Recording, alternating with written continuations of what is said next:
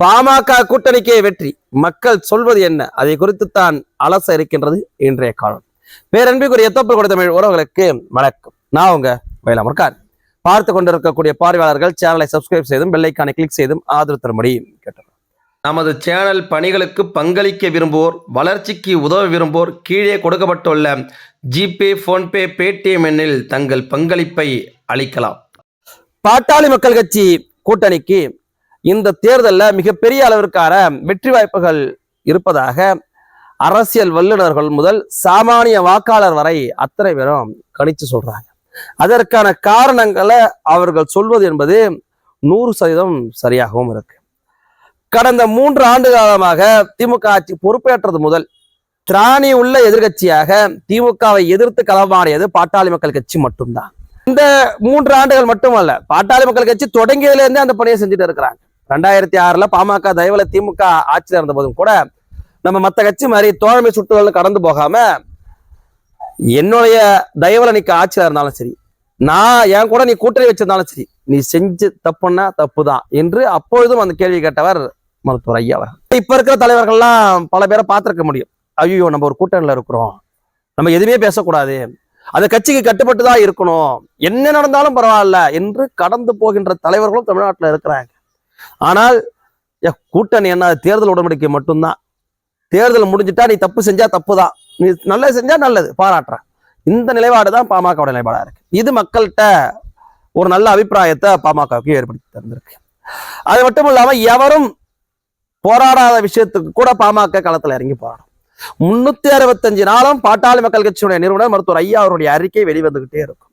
அந்த அறிக்கைகள் அத்தனையும் ஆக்கப்பூர்வமான விஷயத்திற்கு முழங்கிக்கிட்டே இருக்கும். நீங்க எத்தனையோ விஷயங்களை சொல்லலாம். காவல்துறை அதிகாரிகளுக்கு பதவி உயர்வு வழங்கல, டீச்சர்களுக்கு ஊதியம் வழங்கல, அகவிலைப்படியை உயர்த்தி தரல, சத்துணவு சரியில்லை, சாலை மேம்பாடு இல்லை, பேருந்து விபத்து அதிகமாக நடக்குது, மதுவை ஒழிக்கணும்னா தினந்தோறும் எவரும் பேசாத விஷயத்தை அத்தனையும் பாமக பேசும். பாட்டாளி மக்கள் கட்சியினுடைய நிறுவனர் மருத்துவர் ஐயாவுடைய அறிக்கைக்கு எத்தனையோ பேர் நான் ரசிகர்னே சொல்லியிருக்கிறாங்க. சூப்பர் ஸ்டார்லாம் ஐயாவுடைய அறிக்கைக்கு நான் ரசிகர்னு சொல்லியிருக்கிறாங்க. ஏன், ஐயாவுடைய அறிக்கை தான் அரசடையாகவே வெளிவந்துகிட்டு இருக்கு. இப்படியாக மக்களின் பிரச்சனையை அத்தனையுமே அடுக்கி வைத்திருக்கக்கூடிய பாட்டாளி மக்கள் கட்சியின் மீது மக்களுடைய பார்வை இந்த தேர்தலில் திரும்பி இருக்கு. அது மட்டும் இல்லாம பாமக கடந்த பல ஆண்டுகளாக நிழல் நிதிநிலை பட்ஜெட்டை வெளியிடுறாங்க. அது மட்டும் இல்லாம வேளாண்மைக்கும் நிழல் நிதிநிலை பட்ஜெட்டை வெளியிடுறாங்க. பாட்டாளி மக்கள் கட்சியின் அழுத்தத்தின் காரணமாகத்தான் தமிழ்நாடு அரசு இப்ப வேளாண் பட்ஜெட்டை வெளியிடுறாங்க. இதற்கு முன்னோடி பாமக தான். அந்த நிழல் நிதிநிலை பட்ஜெட்ல நாங்கள்கிட்ட ஆட்சியை கொடுத்தா நாங்க அதை செய்வோம் இதை செய்வோம் சும்மா நான் சொல்லலை. அதற்கு ஆக்கப்பூர்வமாக எப்படி வருவாய் வரும், எப்படி வேலை வாய்ப்பை கொடுக்க முடியும், எப்படி கடனை அடைக்கலாம், எப்படி ஏரிகளை தூர்வாரலாம், எப்படி சாலையை மேம்படுத்தலாம், எப்படி விவசாயத்தை பெருக்கலாம் என்ற ஆக்கப்பூர்வமான அத்தனை விடயங்களையுமே அந்த பட்ஜெட்லேயே பாட்டாளி மக்கள் கட்சி வெளியிட்டுறாங்க. இதுவும் மக்கள் மத்தியில மிகப்பெரிய அளவிற்கான வரவேற்பை பெற்றிருக்கு. அது மட்டும் இல்லாம கடந்த ஓராண்டுகள் மட்டும் கணக்கிட்டு போவே, என்ன பாமக வரலாறு போனா 35 வருஷமா நம்ம பேசணும். ஆனா கடந்த ஓராண்டு மட்டும் நம்ம கணக்கிட்டு போவோம். பசுமநாயகர் அண்ணன் அன்புமணி ராமதாஸ் அவர்கள் தொடர்ச்சியா மக்களோட மக்களாகவே பயணிச்சார். எத்தனை போராட்டம், நெய்தலை மிக்கிறதா இருக்கட்டும், பாலாரை காக்கிறதா இருக்கட்டும், ஒகேனக்கல் கூட்டு குடிநீர் திட்டத்துக்காக இருக்கட்டும், சோழன் பாசன திட்டத்தை நடைமுறைப்படுத்த நடைபயணம் மேற்கொண்டதா இருக்கட்டும், என்எல்சி போராட்டம் உலகே திரும்பி பார்த்துச்சு. அந்த பூர்வகுடி மக்களுடைய நிலங்களை என்எல்சி சுரங்கம் அமைப்பதற்காக புடுங்க நினைத்த போது அதை தடுத்து நிறுத்திய போராட்டமாக இருக்கட்டும், மேல்மா சாயப்பற்றைக்கு மேல்மா சிப்காட்டுக்கு எதிராக போராடின போராட்டமாக இருக்கட்டும், பரந்தூர் விமான நிலையத்திற்கு எதிராக போராடின போராட்டமாக இருக்கட்டும், இப்படியாக கடந்த ஓராண்டுகளை பாட்டாளி மக்கள் கட்சியினுடைய தலைவர் போராட்டத்துக்கே ஒதுக்கிட்டார். 365 நாள் மக்களை சந்திச்சார். இப்படியாக மக்களோடு மக்களாக இருக்கக்கூடிய ஒரு தலைவரை தமிழ்நாடு சந்திச்சு பல வருடங்கள் ஆகுது. அதனால மக்களிடம் ரொம்பவே அட்டாச் ஆயிருக்கு பாட்டாளி மக்கள் கட்சி. அதோடு மட்டும் இல்ல, பாட்டாளி மக்கள் கட்சி சமூக நீதி பிரச்சனைகளை ரொம்ப தீர்க்கமா இருக்கக்கூடிய கட்சி. அனைத்து சமுதாய தலைவர்களையும் ஒன்றிணைச்சு சாதிவாரி கணக்கெடுப்பு நடத்தி அனைத்து சமுதாய மக்களுக்கும் இடஒதுக்கீட பகிர்ந்தளிக்கணும். அதுதான் உண்மையான சமத்துவ சமூக நீதியா இருக்கும். அப்படி செஞ்சாதான் நம்மளுக்கு தமிழ்நாட்டுக்கு இருக்கு இல்லையா 69% இடஒதுக்கீடு, அதையே பாதுகாத்துக்க முடியும். பீகார்லாம் செஞ்சுட்டாங்க, நீங்க எப்ப செய்ய போறீங்கன்னு அழுத்தம் கொடுத்து அதற்கான பணியை மேற்கொண்டுட்டு இருக்கிறதும் பாட்டாளி மக்கள் கட்சி மட்டும்தான். அத்தோடு மட்டுமல்ல, சாராயத்தை ஒழிக்கிறது. சாராயம், குட்கா, புகையிலை, போதைப் பொருட்களை அடியோடு விரட்டி அடிக்கணும்னு பாட்டாளி மக்கள் கட்சி மட்டும்தான் 35 வருஷமாவே போராடிட்டு இருக்கு. மருத்துவர் ஐயா அவர்களும் அந்த அன்புமணி ராமதாஸ் அவர்களும் இதற்காகவே தன்னுடைய வாழ்க்கையே அர்ப்பணிச்சுக்கிட்டாங்க. இதெல்லாம் பொதுவாக இருக்கக்கூடிய இளைய தலைமுறை வாக்காளர்கள்ட்டையும் புதிய வாக்காளர்கள்ட்டையும் மிகப்பெரிய அளவிற்கான வரவேற்பை ஏற்படுத்தி கொடுத்திருக்கு. மகளிர்கிட்ட இந்த விஷயம், இந்த போதைப் பொருளுக்கு எதிராக போராடக்கூடிய விஷயம் எல்லாம் பசுமநாயகரை சொந்த அண்ணன மாதிரி பாவிக்கிறாங்க. அது மட்டும் இல்ல, நாடாளுமன்றத்துல அண்ணன் அன்புமணி ராமதாஸ் அவர்கள் பேசிய பேச்சை எடுத்து பல பெண்கள் வாட்ஸ்அப் ஸ்டேட்டஸாகவே வச்சிருந்தாங்க. பெண்களுக்கு அதிகாரத்தை பகிர்ந்தளிக்கப்படணும், சம உரிமை கொடுக்கணும், அதுதான் அவர்களுக்கான நீதியா இருக்கணும் பாராளுமன்றத்துல முழுங்கினாரு. பெண்களுக்கான இடஒதுக்கீட தொடர்ச்சியா வலியுறுத்தி வரக்கூடியவர் அன்புமணி ராமதாஸ் அவர்கள். இத்தோடு மக்கள் அவர் நாடாளுமன்ற அவையில பேசின பேச்சுக்களையும், அது மட்டும் இல்லாம அவர் மத்திய சுகாதாரத்துறை அமைச்சராக இருந்தபோது செய்த சாதனைகளையும் நினைச்சு பார்க்கிறாங்க.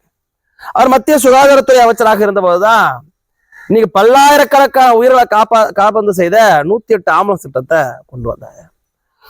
இன்னைக்கும் நம்ம ஒரு நாளைக்கு ஒரு 5 தடவையாவது 108 பார்த்துடுவோம்.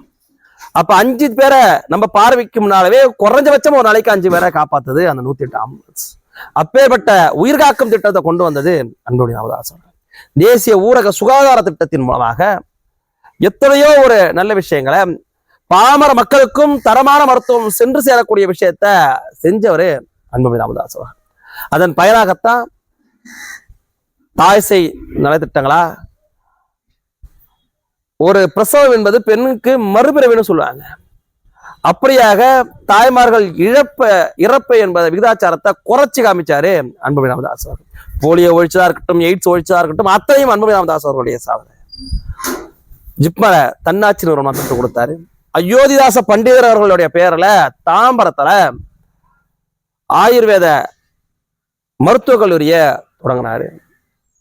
எத்தனையோ பல நலத்திட்டங்களை பட்டியல் சமுதாய மக்களுக்காக, பழங்குடியின சமுதாய மக்களுக்காக இடஒதுக்கீட மருத்துவக் கல்வியில மருத்துவம் படிப்பதற்கு மத்தியில இடஒதுக்கீட பெற்றுக் கொடுத்தது, அமல் செய்தது அன்புமணி ராமதாஸ் அவர்கள். அதுக்கு அத்தனை தலித் தலைவர்களும், இந்தியா முழுக்க இருக்கக்கூடிய அத்தனை தலித் தலைவர்களும் அம்பேத்கருக்கு அடுத்தபடியாக இப்படியான ஒரு சமூக நீதி புரட்சியை செய்தது நீங்கள் மட்டும்தானே பாராட்டு தெரிவிச்சாங்களே.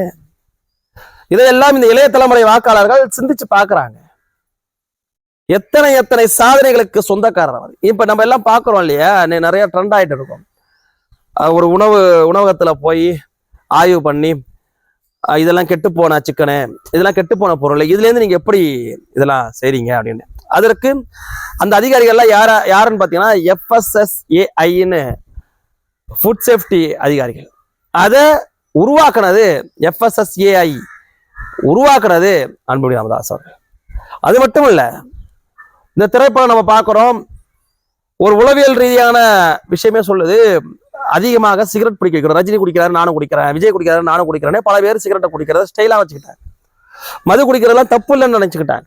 ஆனால் திரைப்படத்துல இந்த லைன்ல போடணும், மது நாட்டுக்கும் வீட்டுக்கும் தீங்கு, மது பழக்கம் உடல் நலத்திற்கு கேடு அப்படின்றத போடணும். அப்படி போட்டாதான் நீ படத்தை சென்சார் பண்ணி ரிலீஸே பண்ண முடியும்னு கொண்டு வந்தது அன்புமணி ராமதாஸ் அவர்கள்.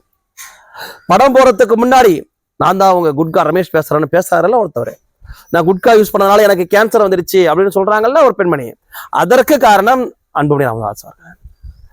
இத்தனை சாதனைகளையும் செய்த அன்புமணி ராமதாஸ் அவர்கள் பின்னால் இந்த தமிழ் சமுதாயம் அத்தனையும் ஒன்றுபட்டு நிற்குவதற்கு காரணம் இருக்கா இல்லையா? அதனால்தான் இந்த பாராளுமன்ற தேர்தலில் பாட்டாளி மக்கள் கட்சி களம் காணக்கூடிய அத்தனை தொகுதிகளிலும் நிச்சயமாக வெல்லும். பாட்டாளி மக்கள் கட்சி இடம்பெறக்கூடிய கூட்டணி மாபெரும் வெற்றியை பெறும்னு மக்கள் சொல்றது உண்மைதானே? நன்றி.